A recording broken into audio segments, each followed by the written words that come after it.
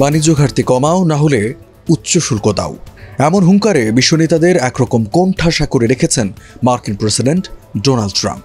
তার নিশানায় পড়ে বাংলাদেশও। এক ধাক্কায় শুল্ক হার 15% থেকে বাড়িয়ে 35% নিয়ে গেছেন তিনি, যার ফলে বাংলাদেশি পণ্যের উপর এখন শুল্ক হার দাঁড়াবে 50%, যা কার্যকর হবে আগামী 1 আগস্ট থেকে। আর এটি কার্যকর হলে দেশটিতে বাংলাদেশি পণ্যের দাম যাবে বেড়ে, ফলে ক্রেতা হারাবার শঙ্কায় বাংলাদেশ। এমন যখন পরিস্থিতি, তখন দেশটির সঙ্গে দফায় দফায় বৈঠক করছে বাংলাদেশ। চেষ্টা চালাচ্ছে ট্রাম্প প্রশাসনের মন জয় করে শুল্ক হার কমিয়ে আনার, যার সবশেষ চেষ্টা হিসেবে বাণিজ্য ঘাটতি পূরণে আগামী 5 বছর যুক্তরাষ্ট্র থেকে 7 লাখ টন করে গম কেনার চুক্তি করেছে বাংলাদেশ। তবুও যদি খুশি হন ট্রাম্প।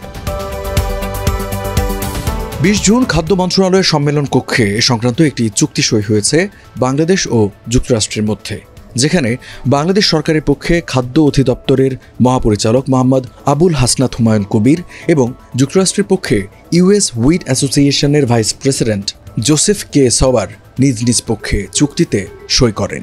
আর এই চুক্তি অনুযায়ী প্রতিযোগিতামূলক মূল্যে আগামী 5 বছর যুক্তরাষ্ট্র থেকে বছরে 7 লাখ টন করে উচ্চমানের গম আমদানি করবে বাংলাদেশ।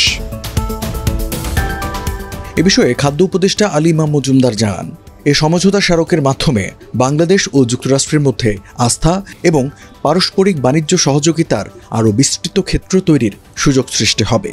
উভয় দেশের জনগণ উপকৃত হবেন। এতদিন ভারত, রাশিয়া, বেলারুশ সহ অন্যান্য দেশ থেকে প্রয়োজনীয় গম আমদানি করত বাংলাদেশ। তবে সম্প্রতি বাংলাদেশের ওপর ট্রাম্প প্রশাসন উচ্চ শুল্কের বোঝা চাপিয়ে দেওয়ায় যুক্তরাষ্ট্র থেকে বাড়তি পণ্য আমদানি করে বাণিজ্য ঘাটতি কমাতে হচ্ছে বাংলাদেশকে।